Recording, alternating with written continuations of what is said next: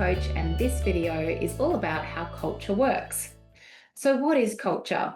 In really simple terms, it's just how we do things around here.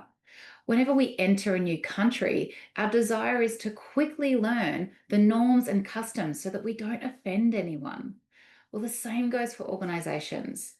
When we enter an organization, we're observing the ways of working, or the rules of the game, if you like, the norms and expectations that govern the way people approach their work and interact with one another.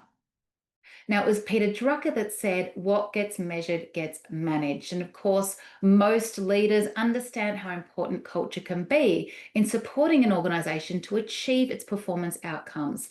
However, until Human Synergistics tools came along, it was very difficult to actively measure and manage these intangible norms and expectations that govern the way people interact. So what Human Synergistics has provided for us is something called the Circumplex. It's a measurement system that measures 12 different styles of thinking and behaving, 12 observable ways that people interact at work. Now, these 12 ways are arranged according to a circular fashion like a clock face, and every organization will demonstrate all 12 of these styles. But it's the amount of these styles that is unique to that organization, and it's a little bit like the organization's fingerprint. They're all normal ways of interacting, but some are more effective than others. And they're ordered according to where they sit in relation to our meeting our needs for fulfillment or our satisfaction needs versus our needs for security or our security needs, and whether we're focusing on tasks or people. So then we end up with these three different colors or clusters on the circumplex. Every culture will have a predominant cluster. The blue clusters are called constructive cultures. In these cultures, there are strong underlying norms and expectations for people to meet their satisfaction needs by balancing the needs of the business with the needs of people. We see four styles: achievement, self-actualizing, humanistic and encouraging, and affiliative styles. What we see and observe are people striving to accomplish goals. We see people enjoying themselves, feeling like they can be themselves and be creative in the way that they approach their work. We see them actively paying attention to developing others around them and investing time in others. And we see positive, open collaboration between teams. Green cultures are called passive defensive cultures. In these organizations, people are seeking security needs, and they're doing this by prioritizing the needs of people over getting stuff done, over the needs of the business. In these cultures, we're seeing approval seeking, we're seeing conventional thinking, we're seeing dependent decision making, and we're seeing avoidance of conflict. Red cultures are called aggressive defensive cultures. In these organizations, people are seeking security by focusing on tasks. They are prioritizing the needs of the business over the needs of people. We see the kinds of behaviors that look like open opposition and criticism of one another. We see power and control styles. We see internal competitiveness in order to stand out and be noticed and compared to peers. And we see high levels of perfectionism, which is actually a very low tolerance for mistakes. Now, what kind of culture would you like to be operating? What color do you think delivers the best performance outcomes? It's a bit of a no-brainer. People around the world, when asked what their ideal culture would be, often tell us this picture. They tell us they want to work in organizations that are more blue and that have a little bit of red to balance it out, a little bit of a task focus, where we still maintain our critical mindset and that oppositional style, and we still pay attention to results.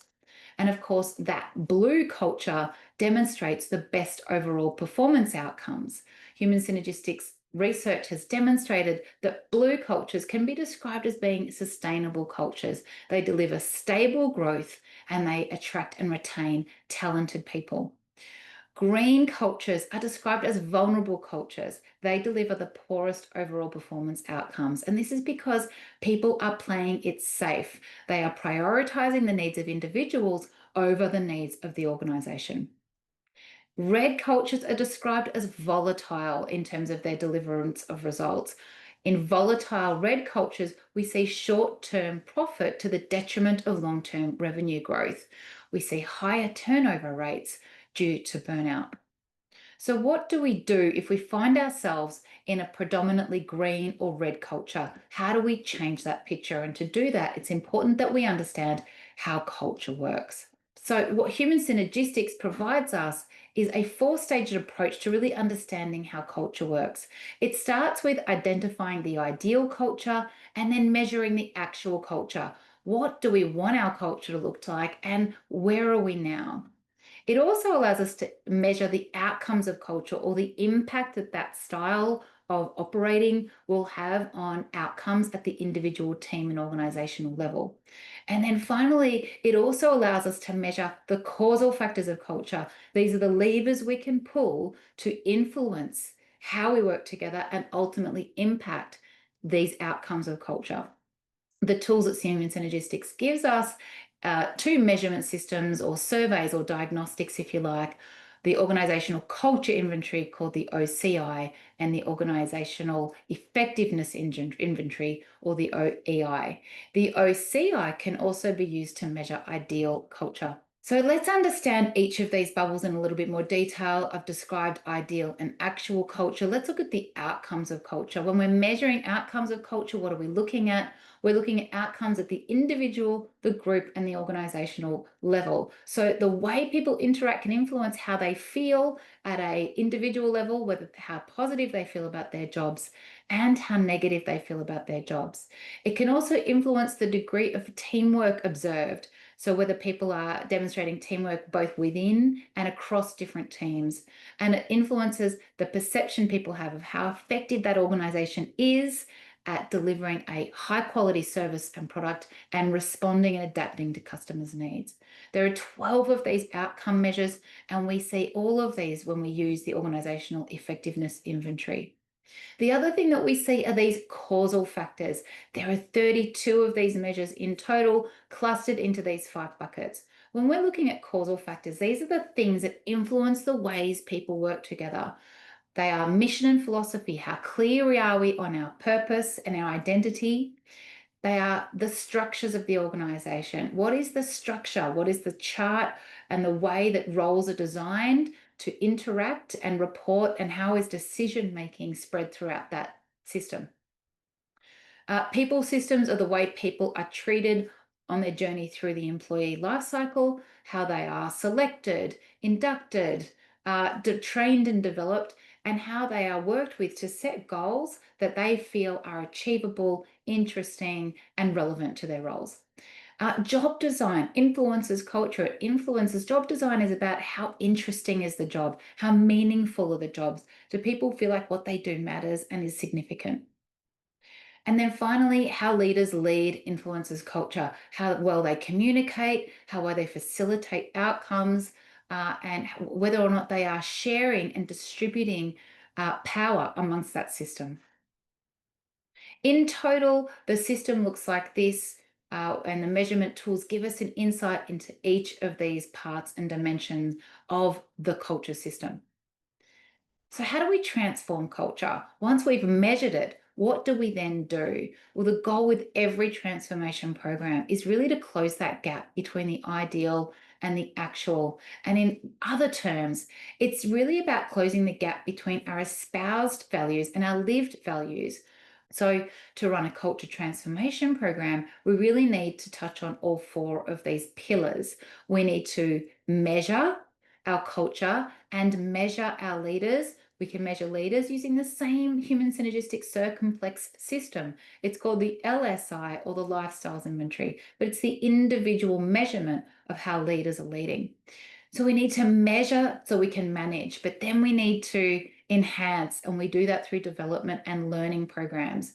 We develop leadership capability by helping leaders learn how to lead in more blue or constructive ways. And we develop our culture by creating a comprehensive culture plan, which is really about touching on some of those causal factors and choosing the ones that are going to make the greatest difference.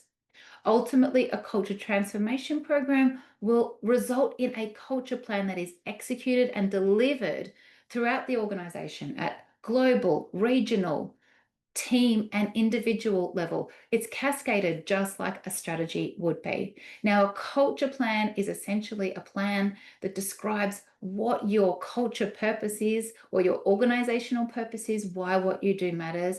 It really describes the values and behaviors that you are trying to live up to as an organization. And it also touches on how we're going to impact that employee experience by ensuring that every single touch point in that life cycle lives true to those values. It feels authentic and that we are living those values. So thank you for listening to this video today. If you have any questions, then please never hesitate to reach out to me. Thank you for your time.